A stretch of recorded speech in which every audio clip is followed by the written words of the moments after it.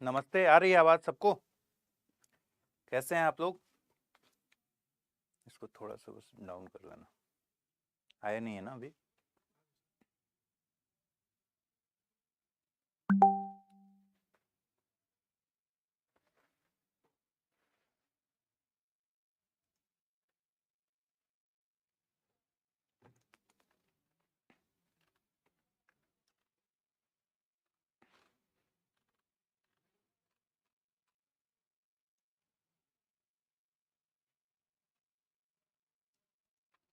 Good evening.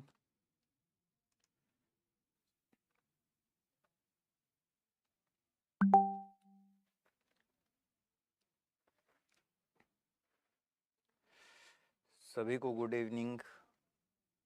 आइए जल्दी से पढ़ाई किया जाए। आजकल यूट्यूब पर सही संख्या नहीं बताता।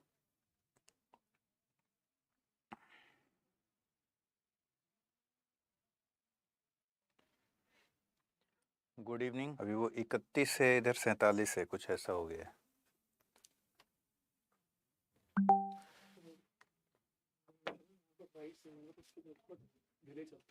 किसके?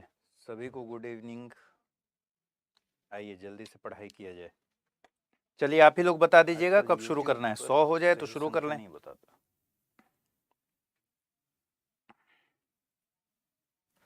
आज बहुत दिनों बाद आप लोगों से मुलाकात हो रही है पॉलिटी की क्लास में, तो उम्मीद है बीच में वॉइस कम है। कितने लोगों को वॉइस कम है? कम आ रही है वॉइस?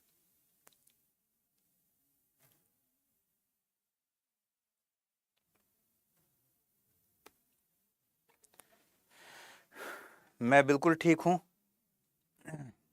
किंग कुंदन राज जी, मैं बिल्कुल ठीक हूँ।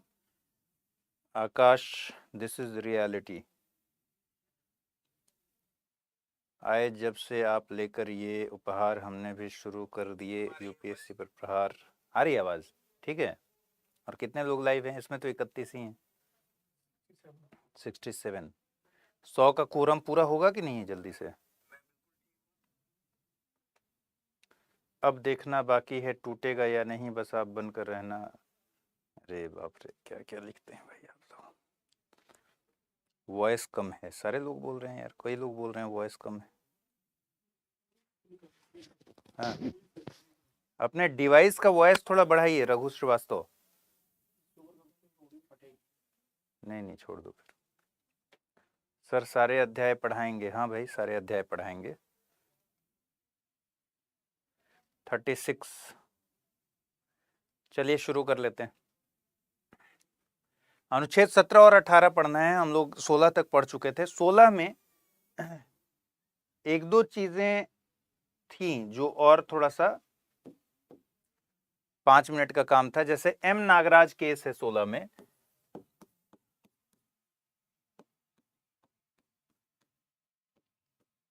उसमें 3-4 पॉइंट्स क्या हैं ये समझने वाली चीज थी। ठीक है, बाकी एक आध और केसेस हैं, लेकिन चलिए फिर किसी और क्लास में उसको कर लेंगे। आज 17 और 18 पढ़ेंगे। अनुच्छेद 17 और 18 पढ़ने से पहले एक बार फिर बता दूंगा मैं आपको कि अमृत उपाध्याय 007 मेरे इंस्टा का एड्रेस है। अभी मैं बहुत दिनों से इसलिए नहीं आ रहा था क्योंकि हो गया लोकसभा कोरम पूरा हो गया, नहीं हुआ।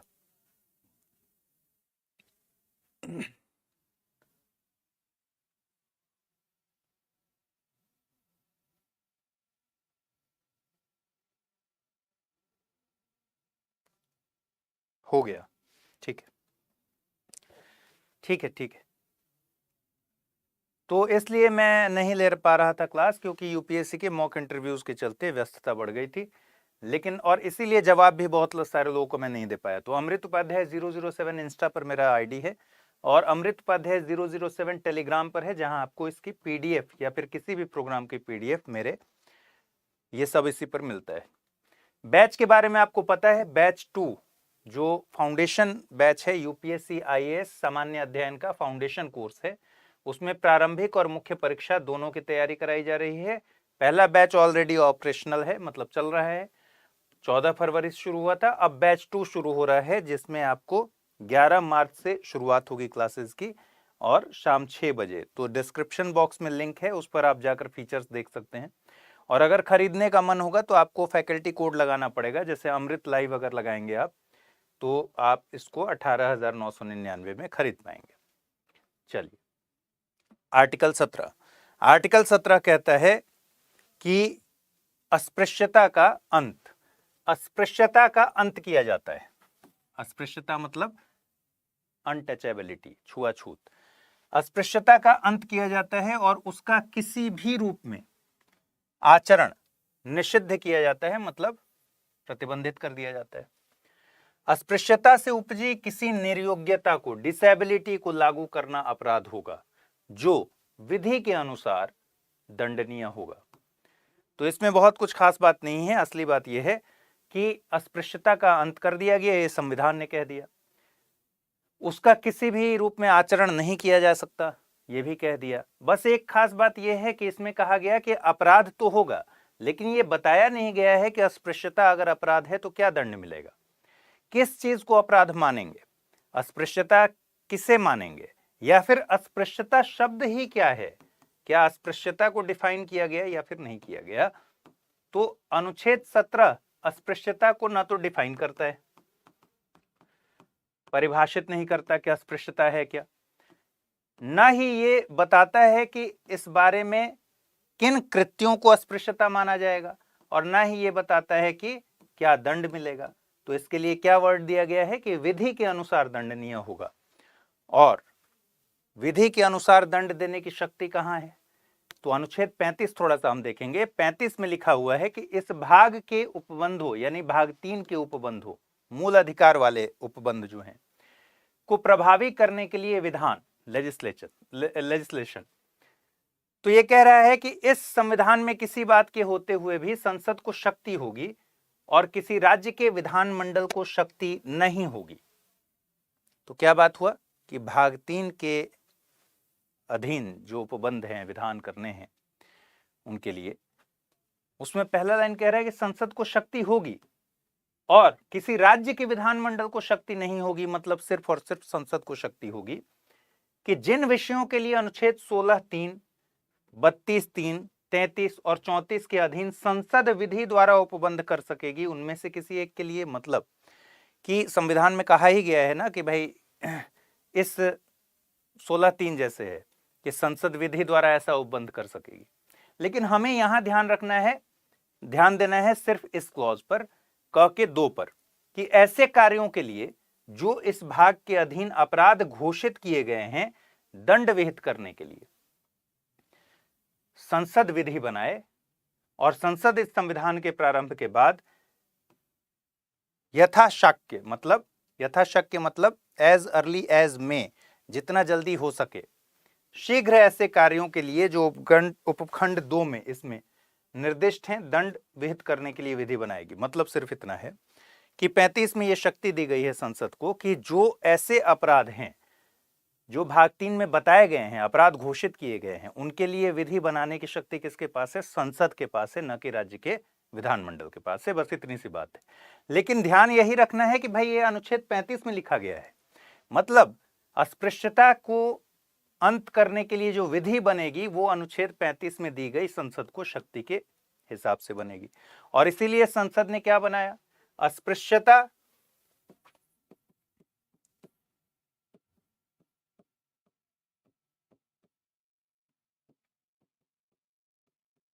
अपराध अधिनियम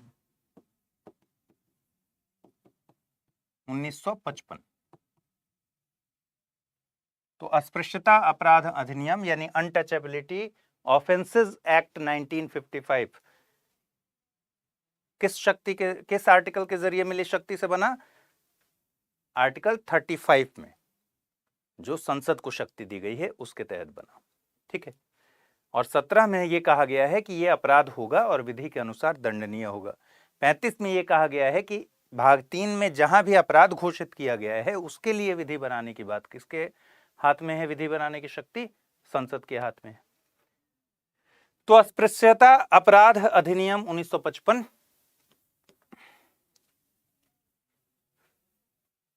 एक एक्ट पास कराया गया संसद के द्वारा, पार्लियामेंट ने पास कराया। अब असली बात है कि अस्पृश्यता का डेफिनेशन, अस्पृश्यता की परिभाषा न तो भाग 3 का ये आर्टिकल 17 बताता है, मतलब मूल अधिकार का आर्टिकल 17 अस्पृश्यता की परिभाषा नहीं बताता है, और न ही ये एक्ट बताता है। इसमें भी अस्पृश्यता की परिभाषा नहीं दी गई है, तो कहीं नहीं बताया गया है। माना गया है कि अस्पृश्यता का मतलब आप जानते ही हैं, सब सारे लोग जानते हैं अस्पृश्यता का मतलब क्या होता है। आप समझ रहे हैं ना कि अस्पृश्यता का मतलब क्या होता है?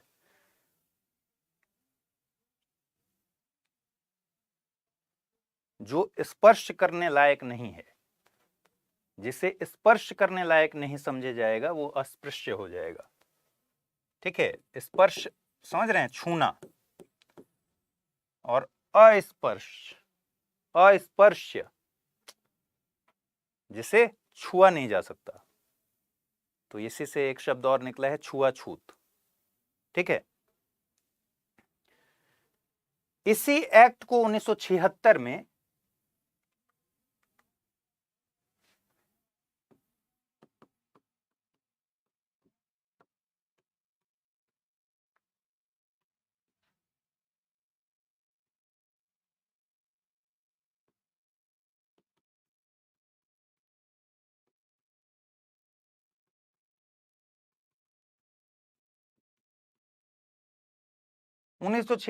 इस एक्ट में संशोधन किया गया, और इस एक्ट में संशोधन करके इसका नाम दिया गया सिविल राइट,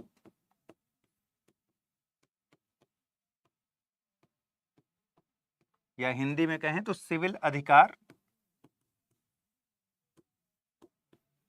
संरक्षण अधिनियम। देखिए, आज पीपीटी नहीं है, और आप में से बहुत सारे लोग चाहते थे कि मैं ऐसे ही पढ़ाऊं। ठीक है, तो आज पीपीटी नहीं है, तो आपको बहुत सारी चीजें नोट करनी पड़ेंगी। ठीक,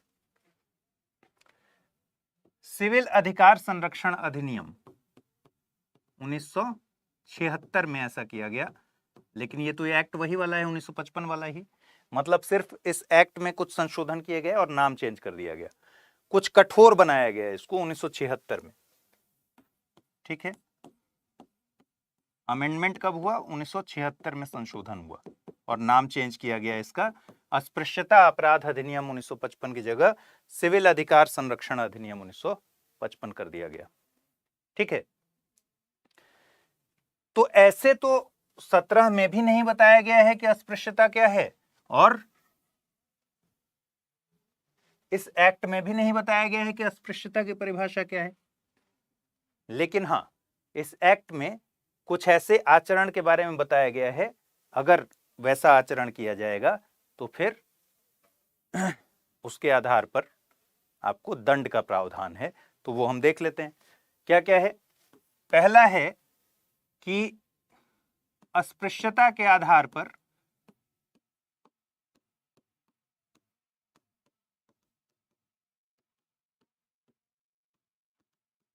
अगर अनुसूचित जाति के किसी व्यक्ति का अपमान किया गया हो, तो एक कीवर्ड नोट कर लीजिए कि अस्पृश्यता के आधार पर अनुसूचित जाति के किसी व्यक्ति का अपमान किया जाए।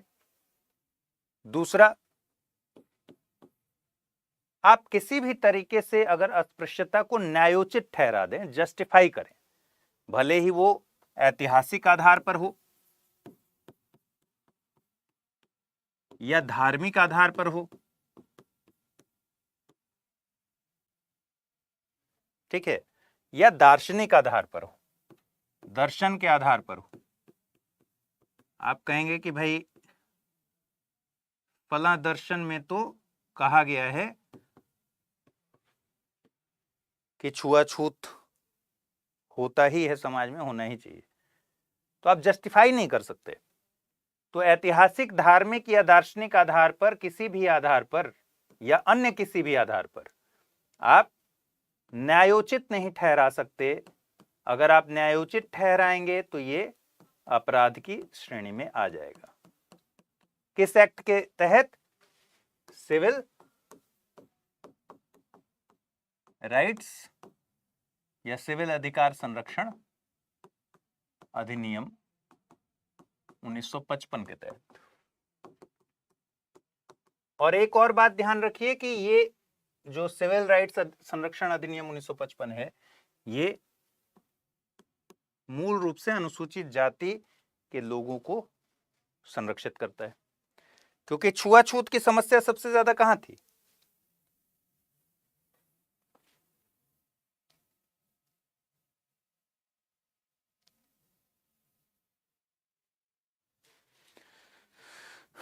ठीक है, तो ये शेड्यूल कास्ट के लिए प्रोविजन करता है।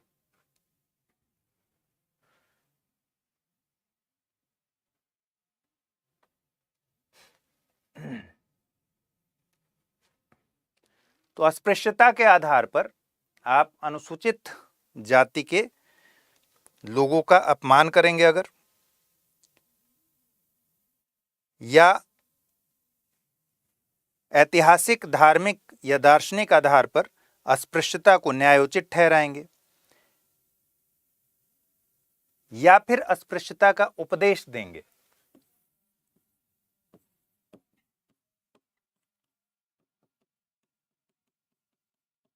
तो ये सब अपराध की श्रेणी में है।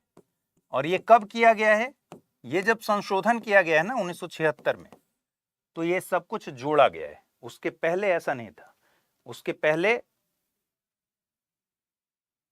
सामान्य तौर पर जो चीजें आप जानते हैं कि जैसे एडमिशंस, यानी कहीं प्रवेश करने को लेकर नहीं रोका जा सकता, जैसे किसी पब्लिक प्लेस पर, पब्लिक रिजॉर्ट में, किसी एंटरटेनमेंट मनोरंजन वाले जगह पर जहां सारे लोग जा रहे हैं, या फिर होटल में, ठीक है, सिनेमा हॉल में, इस तरह के जो पब्लिक प्लेसेस हैं वहां एडमिशन से इस आधार पर नहीं रोका जा सकता कि ये अस्पृश्यता के आधार पर रोका गया हो, तो वो दंड होगा। ये 1955 में था। तो प्रवेश केवल लिख लीजिए 1955 वाले में कि जो सार्वजनिक जगहों पर प्रवेश की बात थी, जिसमें होटल हो गया, बाकी मनोरंजन के स्थान हो गए। देखिए, एक दाह संस्कार करने लोग जाते हैं ना, क्रीमेशन ग्राउंड जो होता है, ठीक है, अंतिम संस्कार के लिए जो स्थल बना रहता है, अस्पृश्यता इस लेवल पर हमारे समाज में व्याप्त थी, इस लेवल पर, इस स्तर पर समस्या बड़ी थी आजादी के पहले, कि भाई भाग 17 को क्यों, भाग 3 में आर्टिकल 17 क्यों लाना पड़ा? क्योंकि संविधान सभा के लोग अच्छे से जानते थे कि अगर इसके अगेंस्ट कोई संवैधानिक सुरक्षा ऐसी नहीं दी गई तो फिर ये पूरे समाज का गर्त हो जाएगा, क्योंकि उस समय ये एक बहुत बड़ी समस्या थी। अस्पृश्यता किस किस स्तर पर किया जा सकता था लोगों के बीच?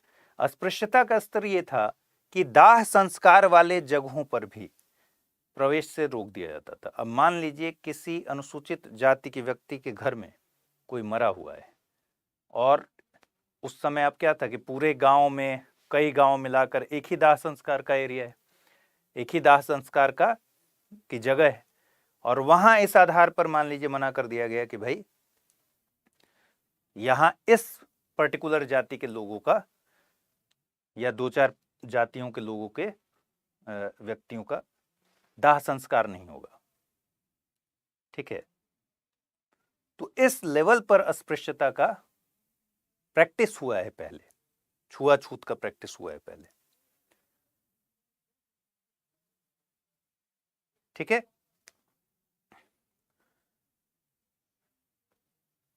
और इसी तरीके से देखिए, जैसे पानी पीने की जगह है, अब सारे लोग एक जगह पानी पीते हैं, जैसे समुदाय में लोग पानी पीते हैं, भाई कम्युनिटी हॉल जैसे होता है, वैसे पहले हमारे यहाँ तो नल लगा रहता था गली गली में, तो लोग पानी पी रहे थे।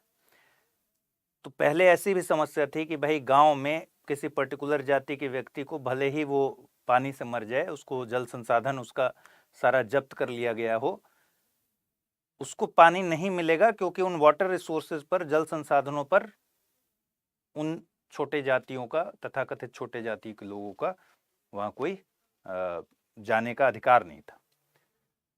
तो ये अधिकार कौन देगा? फिर संविधान में ये प्रावधान किया गया कि भाई अस्पृश्यता का उन्मूलन किया जाता है। तो उसी के तहत फिर 1955 में एक एक्ट बना जिसको अस्पृश्यता अपराध अधिनियम कहते हैं, और फिर उसको और कड़ा किया गया 1976 में, और 1976 में कड़ा करके कर दिया गया सिविल अधिकार संरक्षण अधिनियम। मूल रूप से अनुसूचित जाति के लोगों के लिए ही है। 1976 में जब इसको कड़ा किया गया, जब इसके प्रोविजंस को थोड़ा और मजबूत किया गया स्ट्रिक्टली इम्प्लीमेंट करने के लिए, तो अस्पृश्यता को लेकर अगर आप न्यायोचित ठहराएंगे अस्पृश्यता को ऐतिहासिक आधार पर या फिर दार्शनिक आधार पर या धार्मिक आधार पर, आधार कुछ भी हो सकता है आप कहें कि भाई मैंने फला किताब पढ़ी है, उसमें ये दर्शन पढ़ा है और उसके आधार पर तो छुआछूत मान्य है, या आप अपने धर्म का हवाला दे सकते हैं कि हमारे धर्म में तो ऐसा होता है, ठीक है, 4 कहानियां आप बता सकते हैं, या फिर इतिहास के किसी साक्ष्य का को ले आकर खड़ा कर सकते हैं कि भाई इतिहास में तो ये लिखा हुआ है, ठीक है। तो इसीलिए 76 में कड़े प्रावधान किए गए और कहा गया कि भाई किसी भी आधार पर, या तो ऐतिहासिक आधार हो, धार्मिक आधार हो या फिर दार्शनिक आधार हो, आप उसको जस्टिफाई नहीं कर सकते अस्पृश्यता को, अगर करेंगे तो फिर अपराध की श्रेणी में आप आ जाएंगे, ठीक है। इसी तरीके से अस्पृश्यता को लेकर उपदेश नहीं देना है, ठीक है, तो उपदेश अगर देंगे तो भी आ जाएंगे, और अपमान अगर किसी व्यक्ति का इस आधार पर हो रहा है कि अस्पृश्यता के आधार पर अपमान हो रहा है, तो यह भी अपराध की श्रेणी में आएगा, ठीक है।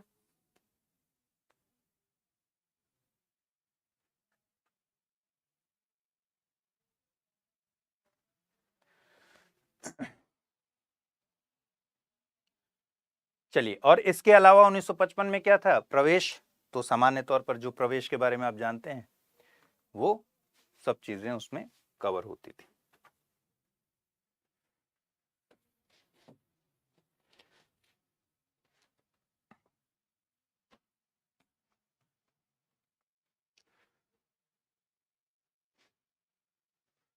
अब देखिए, अगर इसके तहत मामला आता है अदालत में, तो 2 बातें आपको ध्यान में रखनी है कि इस तरह के जो केसेस होते हैं वो संज्ञेय अपराध की श्रेणी में आते हैं, ठीक है, और दूसरा नॉन कंपाउंडेबल अपराध होते हैं।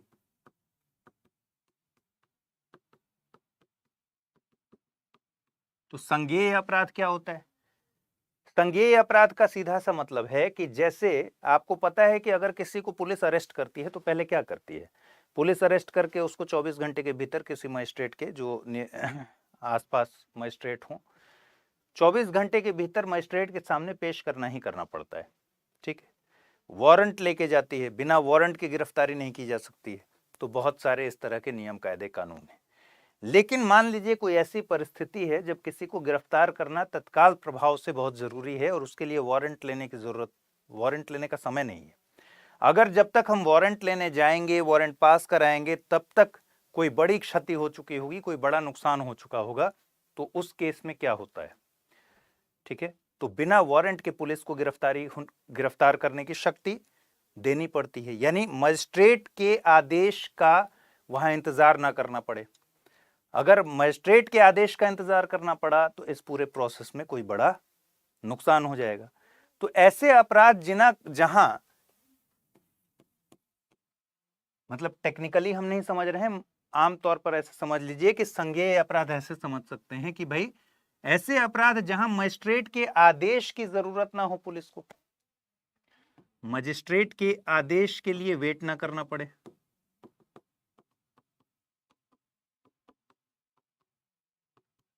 इंतजार ना करना पड़े।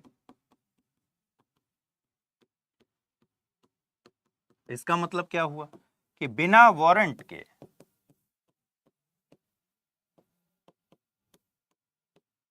वारंट भी ऐसा नहीं है कि पुलिस जाती है अपने से लिख के लेके चली जाती है, वो भी मजिस्ट्रेट के साइन से ही निकलता है।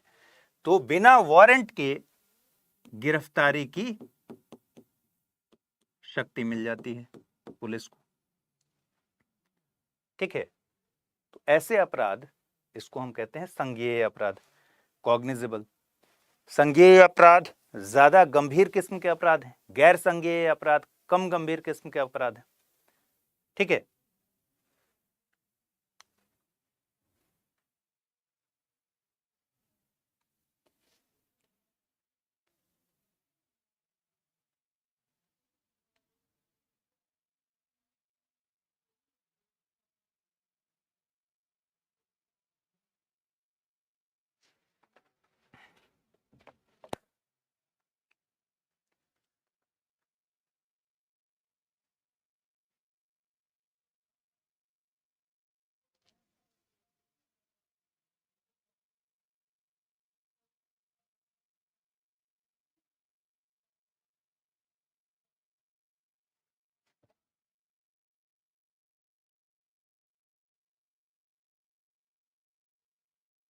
आज आप लोग के चैट में ज्यादा डिस्टरबेंस है।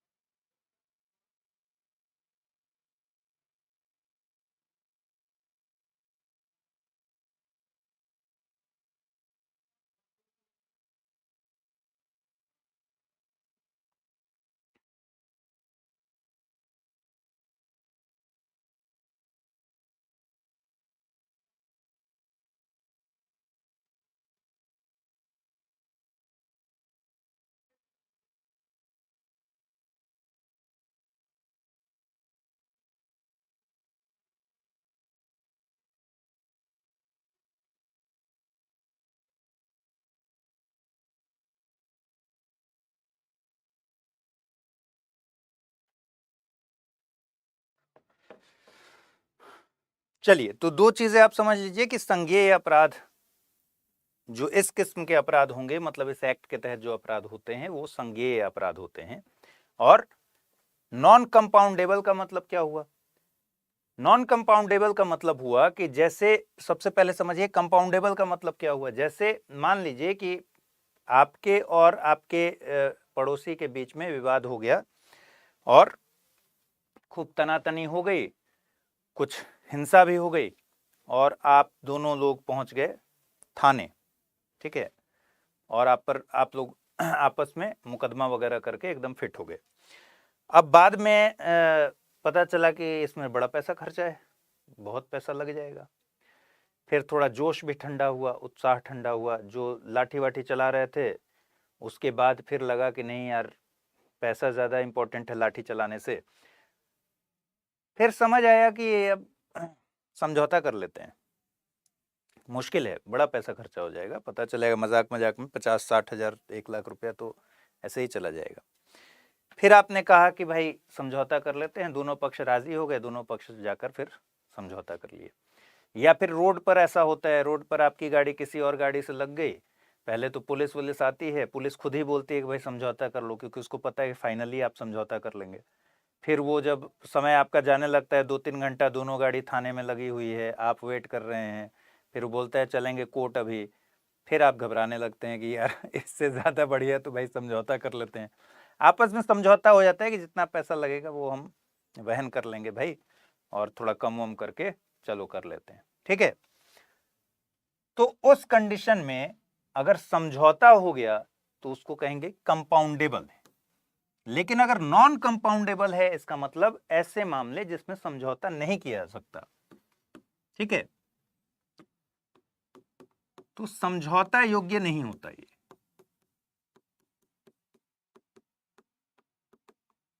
अगर सिविल राइट्स प्रोटेक्शन एक्ट के तहत मामला है तो उसमें समझौता नहीं होगा, उसमें आदेश ही आएगा, कोर्ट ही उसको डील करेगी। और संज्ञेय होगा, मतलब ऐसे कंडीशन में बिना वारंट के गिरफ्तारी की जा सकती है, कॉग्निजेबल ऑफेंस है। ये दो बातें आपको समझनी है। और एक और बात महत्वपूर्ण है कि भाई इस प्रकृति के जब मामले जाएंगे कोर्ट में, ठीक है, इस एक्ट के प्रावधानों के तहत जब कोर्ट में मामले जाएंगे तो क्या होगा? कोर्ट जनरली क्या होता है, अदालत की ये मानकर चलती है कि भाई सामने वाला व्यक्ति निर्दोष है।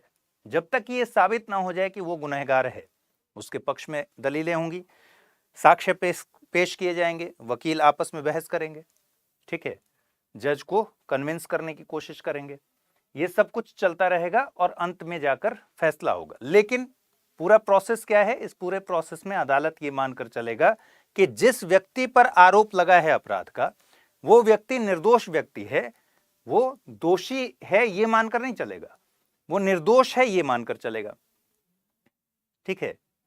अब राज्य पर यह दायित्व है, राज्य मतलब सरकार पर, कि वो साबित करे कि वो दोषी है। भाई पुलिस पकड़ के ले गई है, पुलिस पकड़कर जिसको ले गई है ए व्यक्ति को, इस पर आरोप है, कोर्ट मानकर चल रहा है कि ए व्यक्ति निर्दोष है। अब जिम्मेदारी किसकी है? राज्य पर जिम्मेदारी है, पुलिस की जिम्मेदारी है कि भाई साबित कीजिए कि ये व्यक्ति जो ए है इसने गुनाह किया है। उसके पक्ष में बताइए कि आपके पास क्या क्या एविडेंस है, क्या क्या एविडेंस आपने कलेक्ट किए हैं। तो आमतौर पर तो ये होता है कि कोर्ट मान के चलता है कि निर्दोष है जब तक कि यह साबित ना हो जाए कि सामने वाला व्यक्ति गुनहगार है। ठीक है, लेकिन इस मामले में क्या होगा? इस मामले में इसका उल्टा होगा।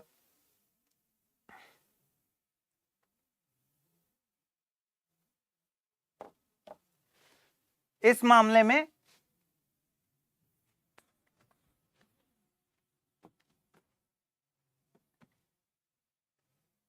कोर्ट मानकर चलेगा कि सामने वाला व्यक्ति गुनहगार है। ठीक, और इसको साबित करना होगा इस व्यक्ति को कि ये बेकसूर है। मतलब जिस पर आरोप लगा है उसको गुनहगार मानकर चलेगा कोर्ट, और उसको साबित करना पड़ेगा कि वो बेकसूर है। ठीक है,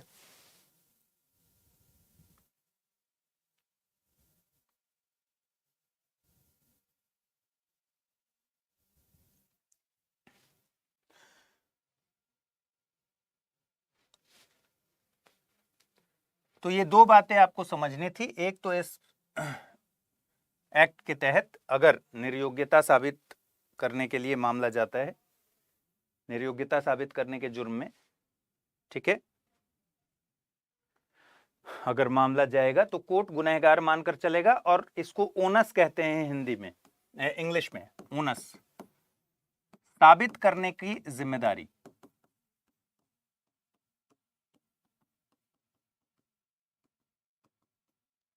तो सामान्य मामलों में ओनस राज्य पर होता है कि वो साबित करे कि अक्यूज जो है, आरोपी जो है, वो गुनहगार है, और ऐसे अदालत मान के चलेगा कि निर्दोष है। लेकिन इन मामलों में कोर्ट मानकर चलेगा कि गुनहगार है, तो ओनस जो होगा वो इस आरोपी पर होगा कि साबित करे कि बेकसूर है। ठीक है, और दूसरा, ये संज्ञेय किस्म के अपराध हैं और नॉन कंपाउंडेबल है। समझ गए?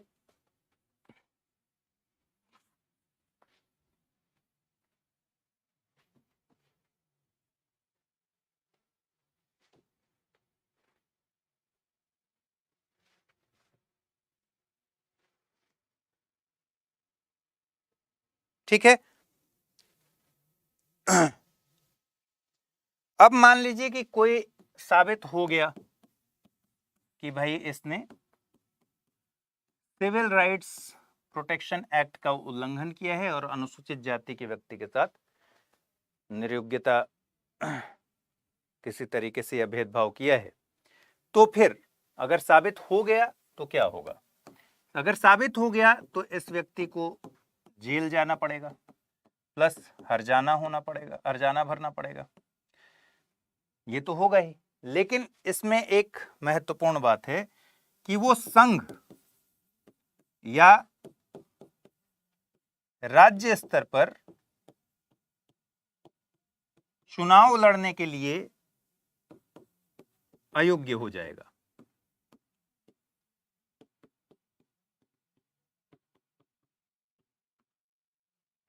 ठीक है, और संघ और राज्य स्तर पर चुनाव लड़ने के लिए रिप्रेजेंटेशन ऑफ पीपल्स एक्ट 1951 के तहत, मतलब जन प्रतिनिधित्व अधिनियम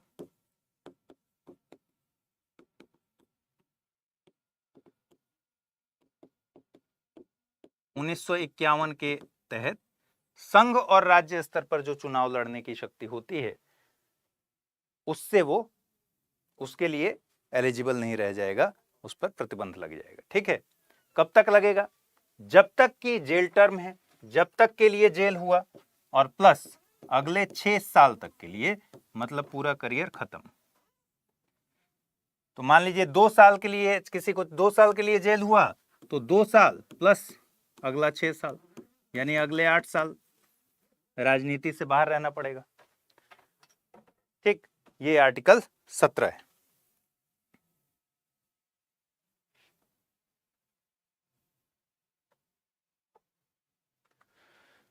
अब आर्टिकल 18 देख लीजिए। अच्छा, इसमें एक और चीज है, एक और एक्ट बना 1989 में। उस एक्ट का नाम है, जनरली उसको एट्रोसिटी एक्ट कहते हैं, लेकिन उसका नाम है SC/ST prevention of atrocities act.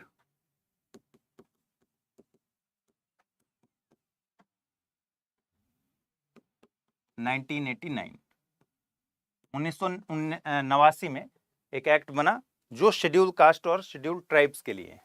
ठीक है, तो यहां देखिए शेड्यूल कास्ट और शेड्यूल ट्राइब दोनों के लिए, जबकि वो जो सिविल अधिकार संरक्षण अधिनियम 1955 था वो अनुसूचित जाति के लिए था। यहां SC/ST यानी क्या हो गया, अनुसूचित जाति, अनुसूचित एवं अनुसूचित जनजाति, यहां एंड लगा हुआ है। ठीक,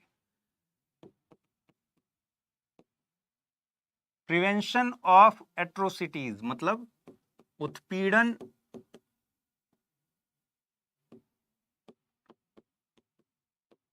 निवारक अधिनियम, निवारण अधिनियम 1989।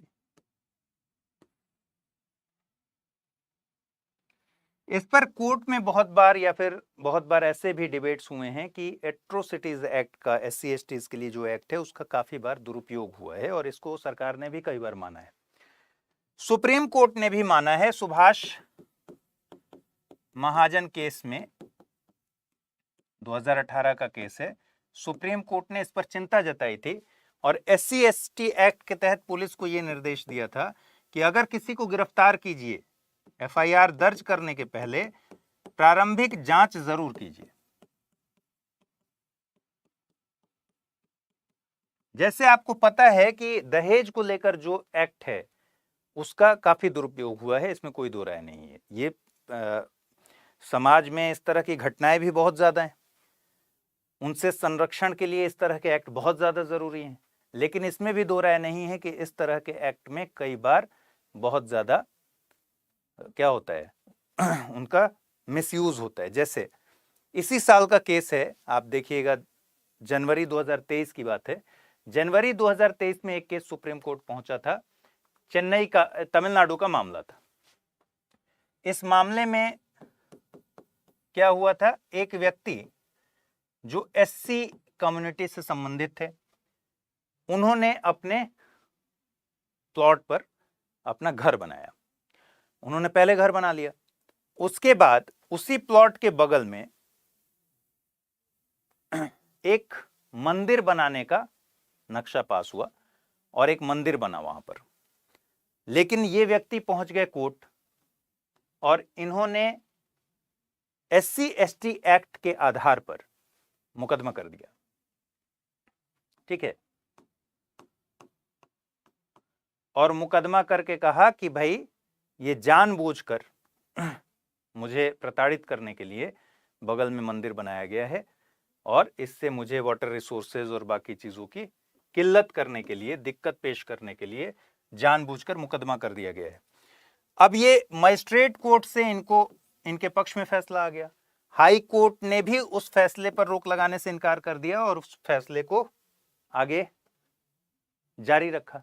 लेकिन ये पहुंचे, जो इनके अगेंस्ट में थे, जो मंदिर बनवा रहे थे, वो पहुंच गए सुप्रीम कोर्ट। और इसी साल जनवरी 2023 में सुप्रीम कोर्ट ने कहा इसी केस में कि ये मामला दरअसल SC/ST एक्ट का था ही नहीं, बल्कि सिविल डिस्प्यूट था। और सिविल डिस्प्यूट को पूरी तरह से क्या किया गया, SC/ST एक्ट के तहत डील किया गया। और सुप्रीम कोर्ट ने कहा कि किसी भी सिविल मामले को आप SC/ST एक्ट के तहत, एट्रोसिटीज एक्ट के तहत कन्वर्ट नहीं कर सकते। सिविल मामले को कन्वर्ट करके आप इस एक्ट के जरिए न्याय पाने की कोशिश नहीं कर सकते हैं। तो इस पूरे जो एक्ट है इसको लेकर बहुत ज्यादा विवाद रहता है कि डिस्कस होता है। सुप्रीम कोर्ट ने भी कई बार माना है कि यह चिंताजनक है कि इसका मिसयूज कई बार होते रहता है। ठीक है, चलिए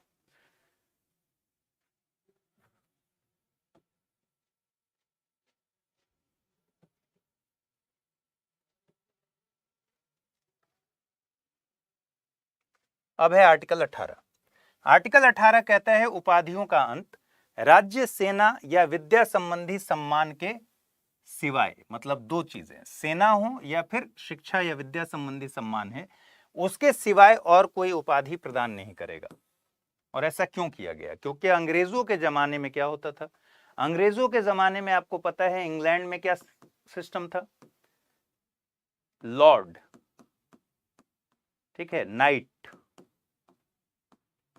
ये सब उपाधियां दी जाती थी। क्योंकि भारत अंग्रेजी उपनिवेश था तो भारत में भी क्या चलता था, यहां भी सर चलता था, यहां भी सर चलता था। हिज हाइनेस आपने मूवीज में देखा होगा, ठीक है। उसके अलावा नाइटहुड की उपाधि दी जाती थी,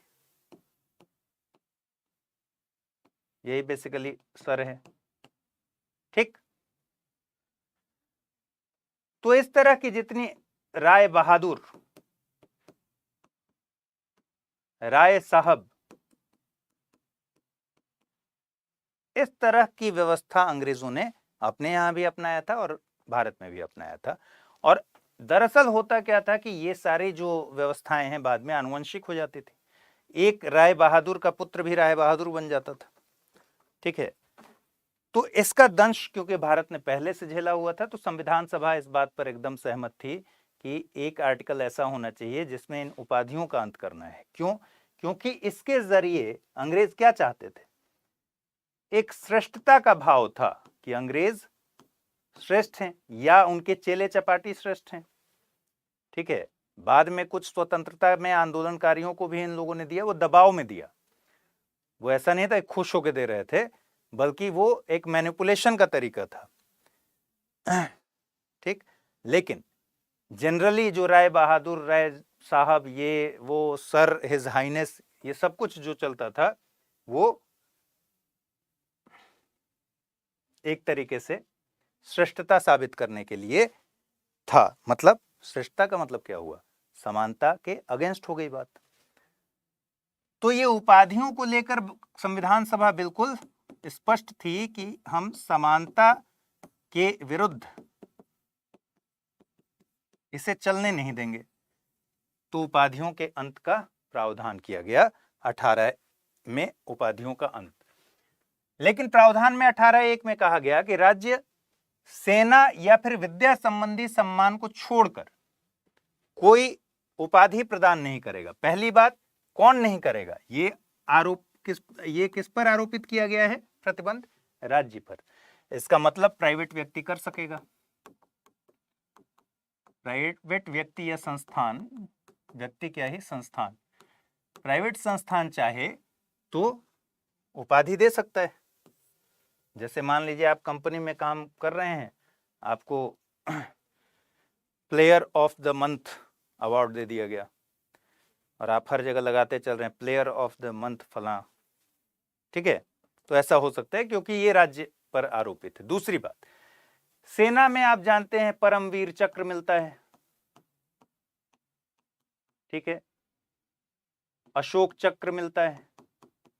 इस तरह का जो सम्मान है इसके लिए मना नहीं किया गया है, राज्य पर इसके लिए कोई सीमा आरोपित नहीं की गई। दूसरी बात, विद्या संबंधी सम्मान, जैसे मान लीजिए डॉक्टरेट की मानद उपाधि जो मिलती है, प्रोफेसर,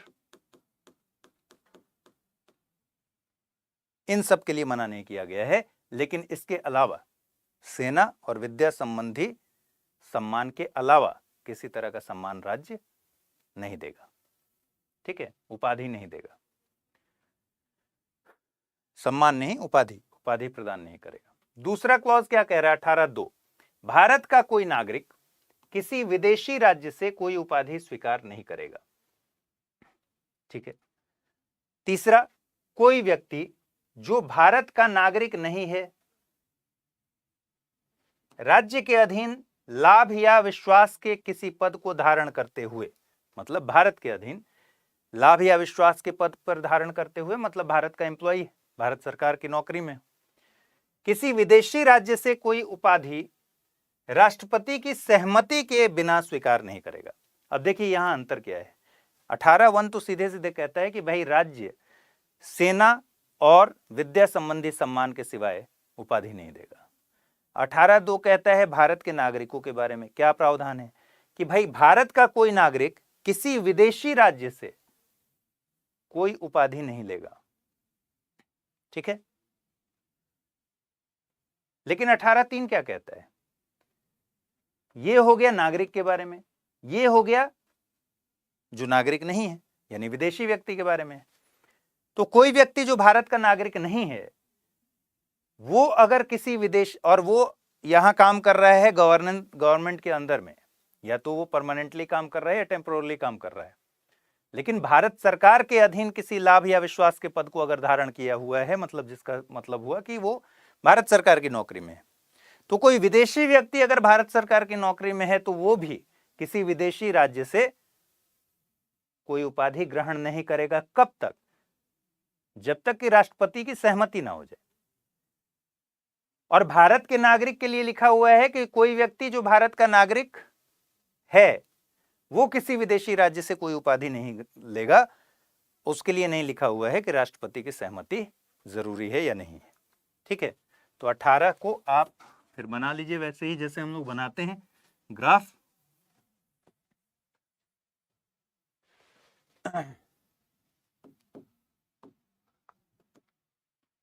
एक में क्या है? राज्य पर आरोपित है। ठीक है। राज्य नहीं करेगा, कौन कौन सा उपाधि नहीं देगा? सेना विद्या संबंधी सम्मान के अलावा। ठीक है, उपाधि नहीं देगा। ये 18(1) हो गया। 2 क्या कह रहा है? भारतीय नागरिक भारत का कोई भी नागरिक विदेशी राज्य से कोई उपाधि नहीं लेगा।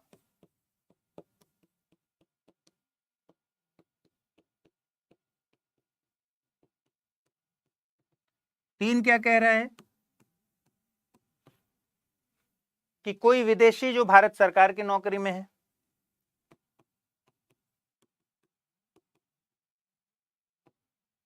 भारत सरकार की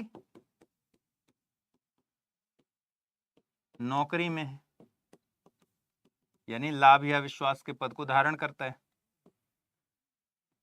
वो राष्ट्रपति की सहमति के बिना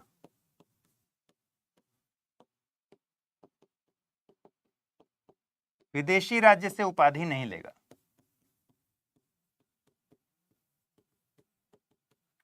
ठीक है। और 18 का 4 क्या कह रहा है? 18 का 4 कह रहा है कि राज्य के अधीन लाभ या विश्वास का पद धारण करने वाला कोई व्यक्ति किसी विदेशी राज्य से या उसके अधीन किसी रूप में कोई भेंट, उपलब्धि या पद राष्ट्रपति की सहमति के बिना स्वीकार नहीं करेगा। तो इसका मतलब क्या हुआ? यहां यह नहीं कह रहा है कि राज्य के अधीन लाभ या विश्वास का पद धारण करने वाला वो कोई नागरिक है या गैर नागरिक है, नागरिक है या फिर विदेशी है। इसका मतलब 18(2) सिर्फ नागरिक की बात कर रहा है, इंडियन सिटीजन के बारे में। 18(3) गैर नागरिक की बात कर रहा है, जो इंडियन सिटीजन नहीं है यानी विदेशी की बात कर रहा है। लेकिन 18(4) कह रहा है कि राज्य के अधीन जो लोग नौकरी कर रहे हैं, लाभ और विश्वास का पद धारण करते हैं, वो ऐसा कोई भी व्यक्ति, वो नागरिक हो या फिर गैर नागरिक हो। ठीक है। किसी विदेशी राज्य से या उसके अधीन किसी भी रूप में कोई भेंट नहीं लेगा, प्रेजेंट, उपहार, उपलब्धि नहीं लेगा या पद, तब तक जबकि राष्ट्रपति की सहमति नहीं मिल जाती। ठीक है। तो चौथा क्या हो गया कि कोई व्यक्ति नागरिक हो या गैर नागरिक, ठीक है, विदेशी राज्य से या उसके अधीन भेंट, ठीक है, उपलब्धि या पद राष्ट्रपति की सहमति के बिना नहीं लेगा।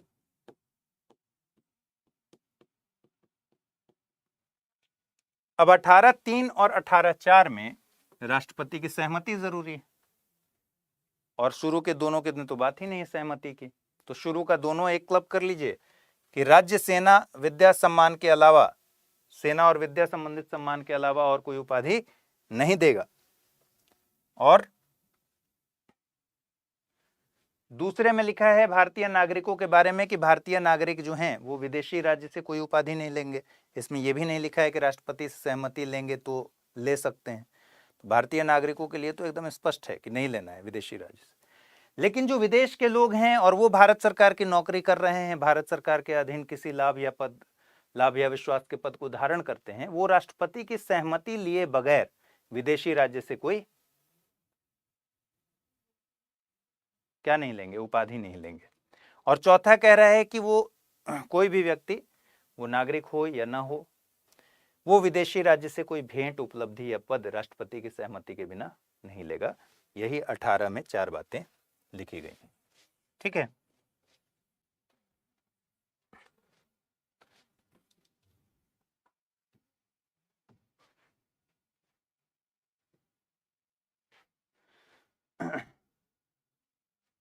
1954 में भारत सरकार ने शुरू किया 4 तरह का अलंकरण, 4 तरह के सम्मान या अलंकरण। बेसिकली इसको अलंकरण लिखना चाहिए, डेकोरेशन बोलते हैं उसको, ठीक है। भारत रत्न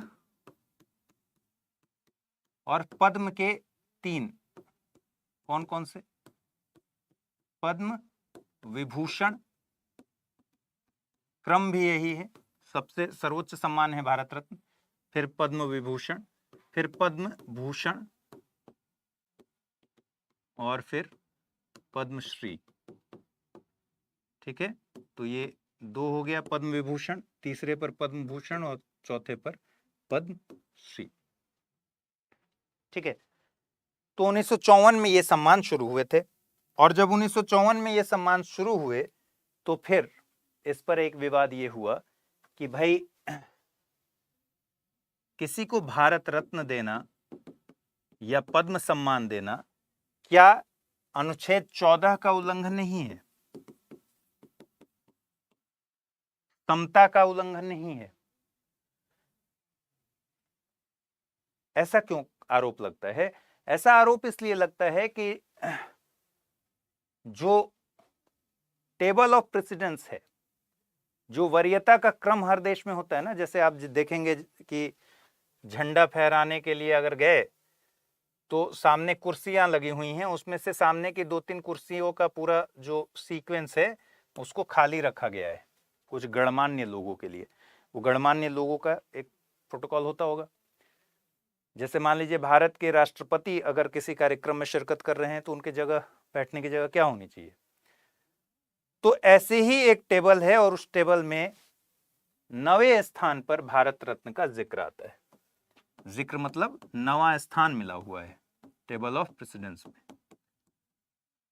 अब जब 9वां स्थान मिला हुआ है तो इसका मतलब क्या हुआ कि क्या ये सिर्फ एक सम्मान है या फिर इसके आधार पर तय हो रहा है कि सम्मान किस तरीके का है, आपकी जगह क्या है, और क्या इसकी वजह से ये आम लोगों से बिल्कुल अलग नहीं हो जाते? इतना ही नहीं, कई लोगों ने यह भी किया कि अपने नाम के सामने, और कुछ किताबों में भी ऐसा हुआ कि किताब के राइटर जिनको पद्म मिला हुआ था उन्होंने लिख दिया पद्म भूषण या पद्म विभूषण और फिर अपना नाम लिख दिया, ठीक है। तो इस मामले पर भी खूब बहस हुई। और तीसरी बात है, आलोचना इसलिए भी होती है क्योंकि आर्टिकल 18 जो है, अनुच्छेद 18, वो कहीं इस बात का जिक्र नहीं करता कि इन उपाधियों को लेकर जो प्रावधान बताए जा रहे हैं अगर उनका उल्लंघन हुआ तो दंड क्या होगा। ठीक है, तो किसी दंड का प्रावधान नहीं दिखता।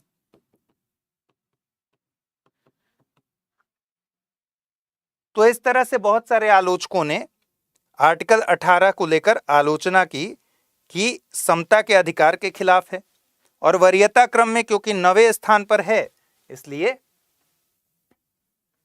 भारत रत्न को 9वें स्थान पर रखा गया है। इसलिए कहा गया कि भाई ये बहुत स्पष्ट है कि ये विशिष्ट स्थान दे रहा है किसी व्यक्ति को, और क्योंकि विशिष्ट स्थान दे रहा है तो फिर ये डेकोरेशन नहीं है, ये तो उपाधि हो गई, और ऐसी उपाधियों के लिए तो आर्टिकल 18 मना करता है। तो 14 का तो उल्लंघन है ही, 18 का और 14 का दोनों का उल्लंघन है। ठीक है, 1954 का जो सम्मान है भारत रत्न और पद्म पुरस्कार। ठीक है, इसीलिए 1977 में मोरारजी देसाई की सरकार जब आई तो मोरारजी देसाई की सरकार ने इसको समाप्त कर दिया।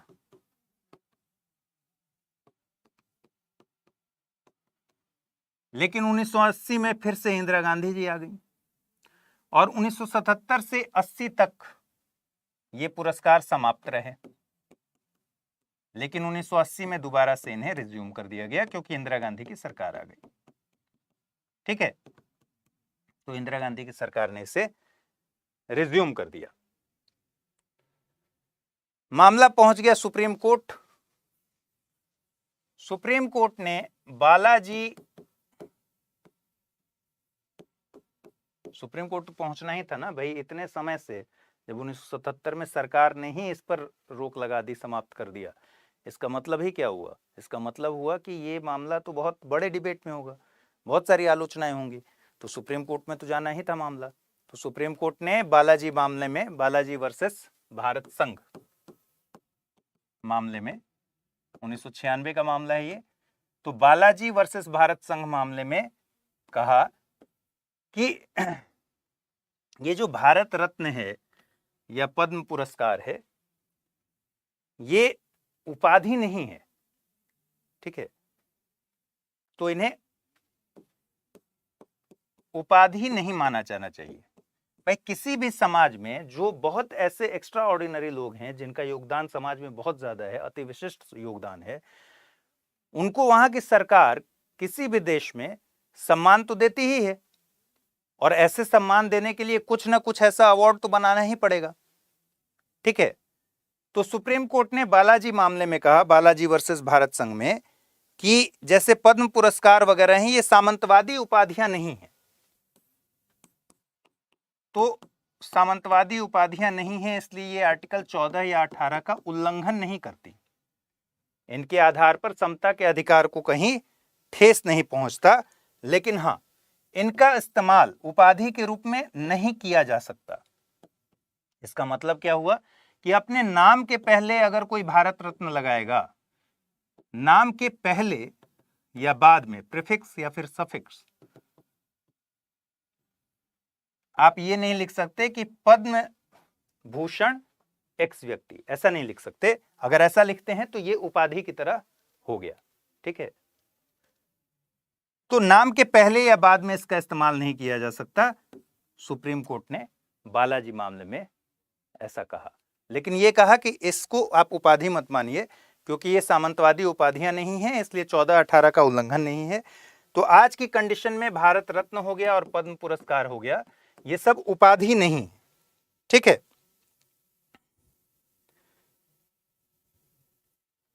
और आप इसमें नाम में नहीं लगा सकते हैं।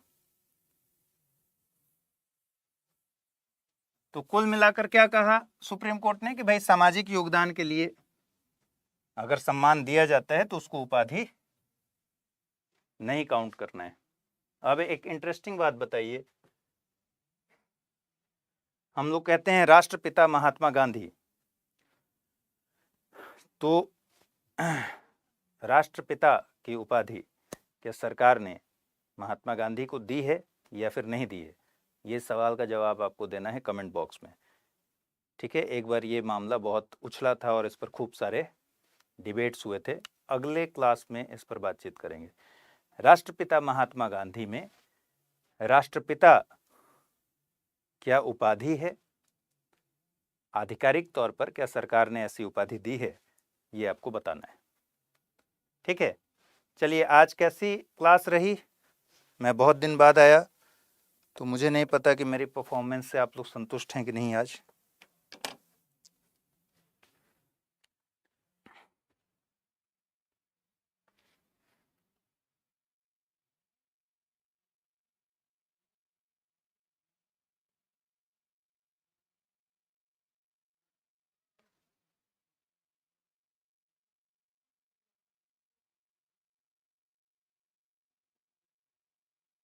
कोई बात नहीं, जिनकी क्लास छूट गई है वो YouTube पर देख सकते हैं, उसमें कोई दिक्कत नहीं है।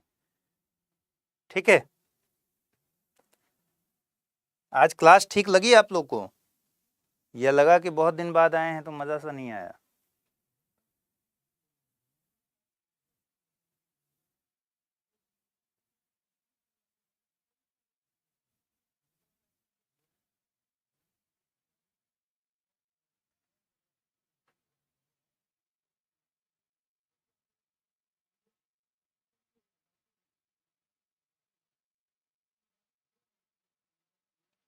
चलिए फिर अपना ख्याल रखिए, ठीक से पढ़ाई लिखाई कीजिए।